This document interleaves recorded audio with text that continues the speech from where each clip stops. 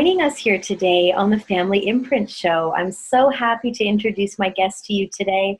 I met her earlier this year at a conference in San Diego, and we instantly connected. She's got such a beautiful energy about her. So thank you, Laura, for coming onto the show. Thank you so much for having me. I felt the same way when I met you. Oh, how nice. And I wanted to share a little bit with the listeners today your amazing book called The Compassion Code. And it was actually the subtitle that really caught my eye, how to say the right thing when the wrong thing happens. Because I think a lot of us can be really stuck. Oh, yes, perfect, there it is. I love it. I love that image of the people and the heart and they're holding hands. Yeah, they're holding hands. So let me know what prompted the book. What's the experience behind that for you that had you write such a beautiful guide for people in difficult times? So, gosh, I'll try to give you like the 2-minute summary. So basically it began, I've always been somebody who really loved hearing people's stories all my life. Just since I was a little girl, I always asked people questions, and people used to call me the interviewer. I'd like come over to their house in high school, and their parents would be like, "Oh, the interviewer's here," because I would like interview even their parents. So fast forward, right after my 25th birthday, my mom was hit and killed and run over by a car, and it just totally took my life into a totally different place. I was absolutely devastated, as you can imagine, on some level. My mom was my best friend in the world. And so losing her, it called into question a lot of things that I had been thinking, feeling, doing all my life. And what a devastating loss at such an important time of your life. Wow. Oh, yeah. You're already going through like a quarter life crisis at 25. Mm-hmm. You're like, what am I doing? Who am I? And then my mom dying is just like, geez, it was very, very challenging. And so I went on this kind of journey of healing myself and my heart and like trying to find joy in life again. And along the way, I found a lot of different tools that helped me, one of them being the Grief Recovery Handbook. And that was an amazing action-oriented program that I've now had the honor and privilege to teach and certify other people to become grief recovery specialists. So like fast forward, right? Like through all the stuff and all the pain, all the challenges. Now I get to teach this work. And what I noticed as I was teaching was that all these people who are amazing and like very educated, including counselors and clergy members and social workers and anybody who you would consider somebody you'd go to during a time of need, they had no idea what to do when it came to grief. And I was like, oh my gosh, like, how is it that these people who are so competent and so amazing and care so deeply are so baffled when it comes to grief, which is the most human experience you can ever have is grief, not just death, but losing anything, whether it's the end of a relationship or the end of, of a marriage or the end of, just the way that things used to be, right? Because we even grieve when we age, right? We're like, I used to be healthy and fit, or I used to be young, and now I'm getting older, or whatever it is. So grief is everywhere. Transitions, absolutely. Oh, yeah. Totally. There's actually another really good book called Making Sense of Life's Transitions. And I can't remember right now who it's by because I have a baby brain because I have a 6-month-old. So I can't remember, but you can just look up Making Sense of Life Transitions. It's also very wonderful. But anyway, so that kind of led me to, gosh, I really want to create a guidebook for your average person who just cares about people. And which is a lot of people. I think we all desire in our hearts to be compassionate, and sometimes our brain just doesn't know what to say, right? And so we're like, I want to help this person, and I feel really awkward, and you do like the robot dance, and you're like backtracking, like walking away, like, oh gosh, I don't know what to do to support them.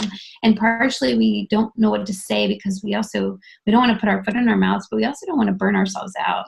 And I think that's a big fear for people, is like, if I ask, or if I don't want to upset them. And so that's really where the Compassion Code was born, was like, how do we say the right thing when the wrong thing happens? How do I support people with the right words, with the right attitude, with the right body language and everything like that without burning myself out? That's so important, because I think sometimes we might be so afraid of saying the wrong thing that we perhaps don't even reach out at all. And so it's good to have a guide to know what to say, what's appreciated from someone who's been there now on the other side of it.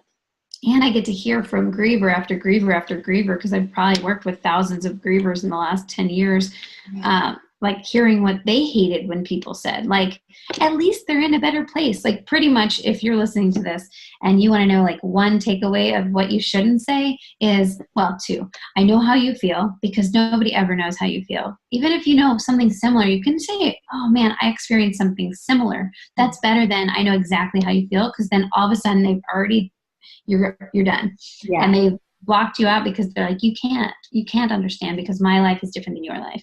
And the other piece of that is the letting go of the at least.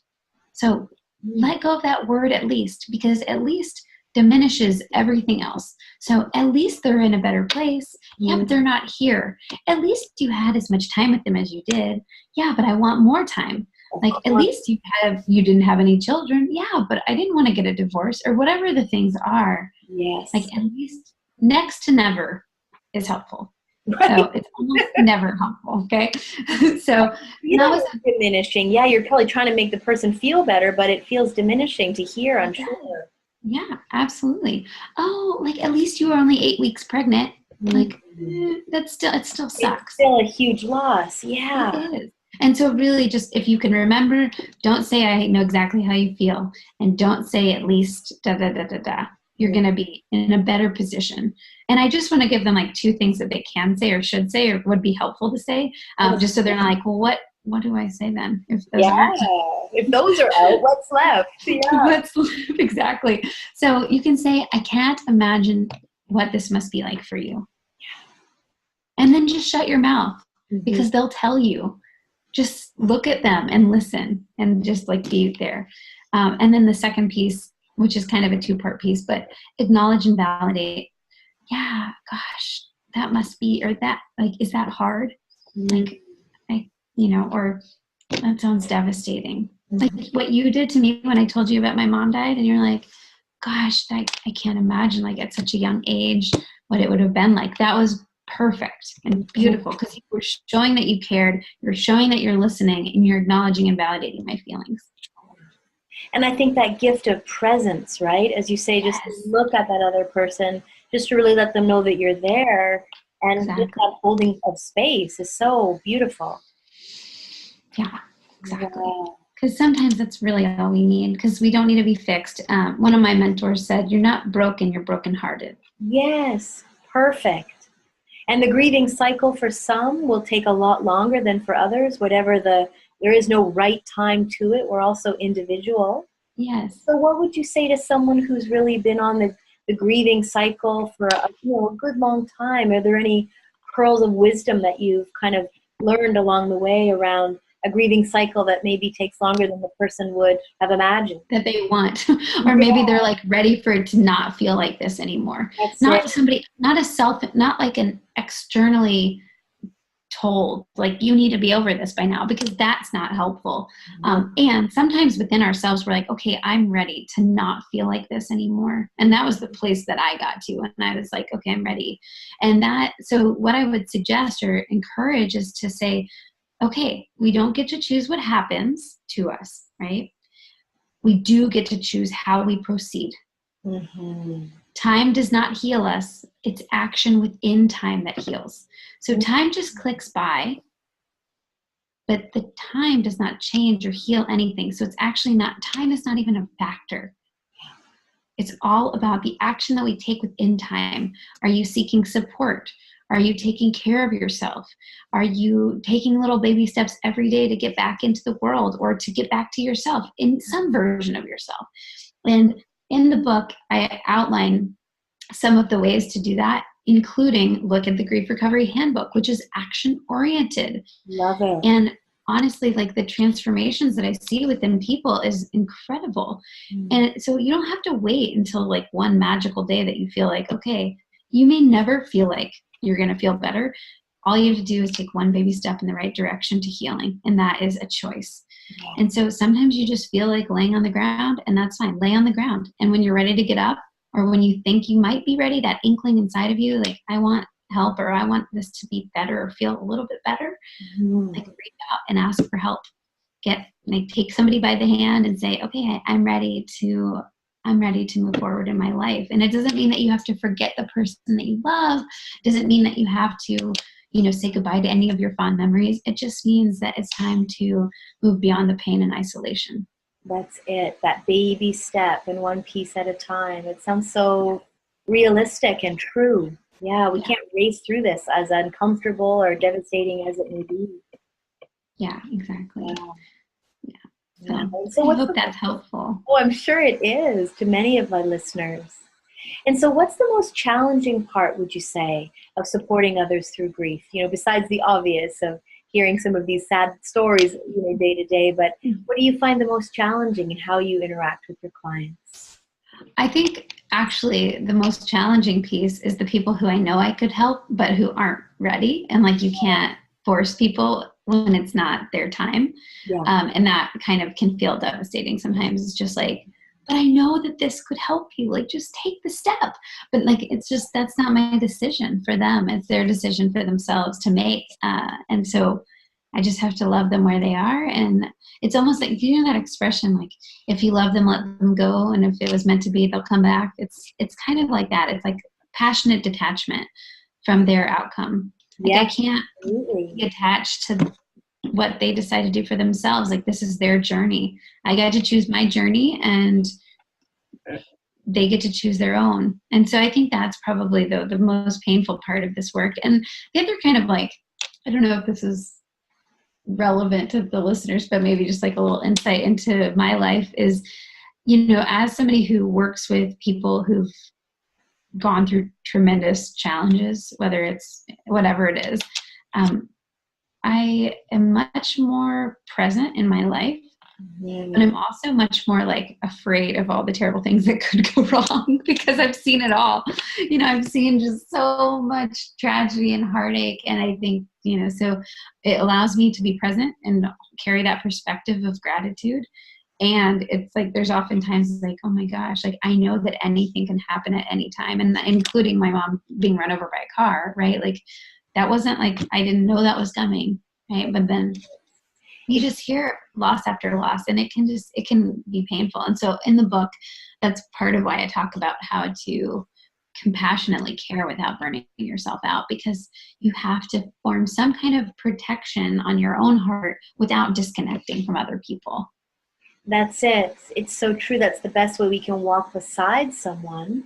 And I also love what you shared a little earlier, this practice of appreciation, almost greeting every day with the reality of how vulnerable things are.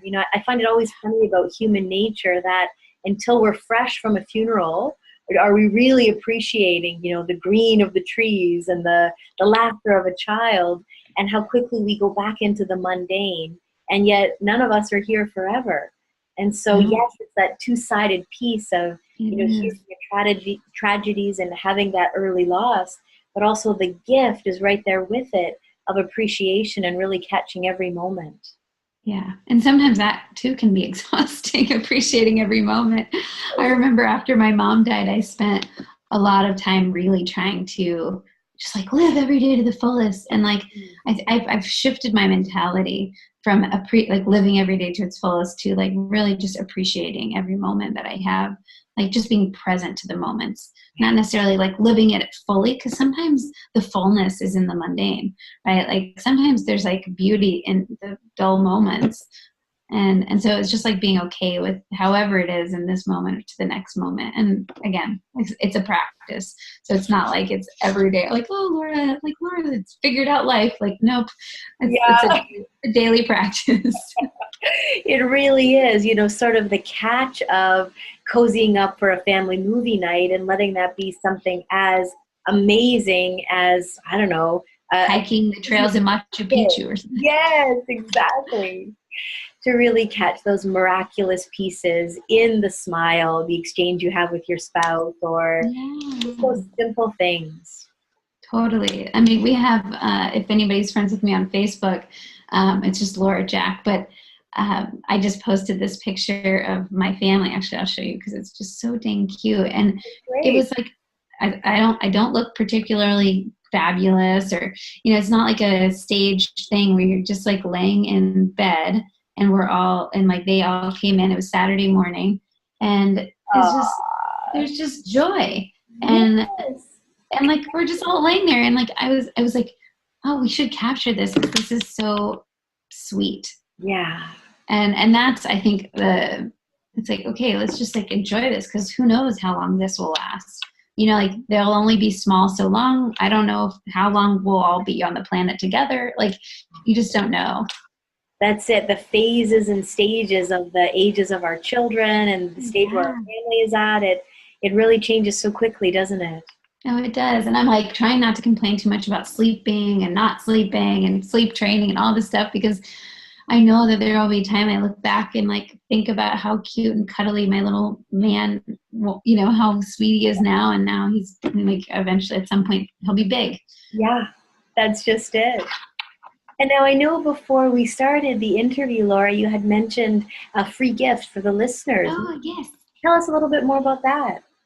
So one of the things that people say when they read the book is that they're like, I just wish I could bring it with me in my pocket, like everywhere I go, because there's so many things that I wish I could remember what I should say, or like, you know, there's these nuggets in there that I just want to take with me. And so I created actually a little audio series called the Compassion Code Companion. Yeah, the compassioncodebook.com, and then they can sign up to get the audio series, and it's a daily audio in their inbox that's like usually 7 to 10 minutes, where they can just absorb this idea of bringing compassion into their daily lives, both for themselves and other people, not just others.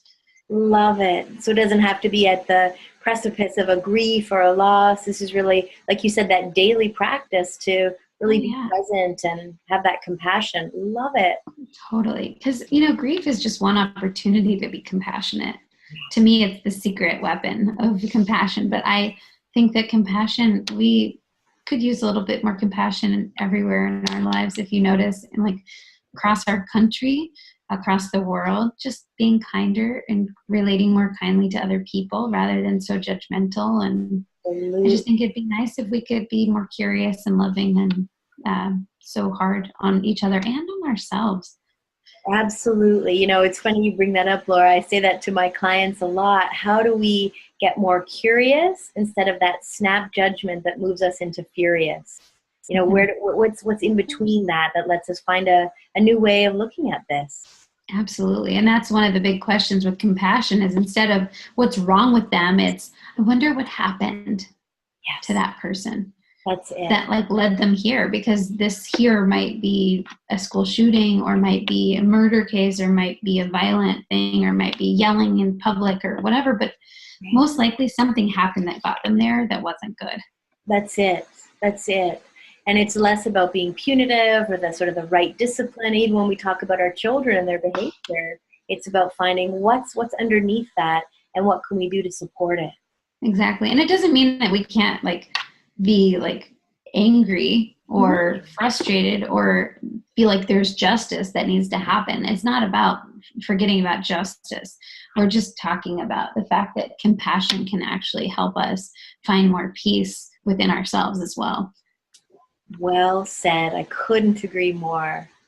Oh, well, I want to thank you, Laura, for taking the time to come onto the Family Imprint Show, and thank you for your gift and sharing some of your insight. It's been such a pleasure to dive in a little more deeply with you. Thank you.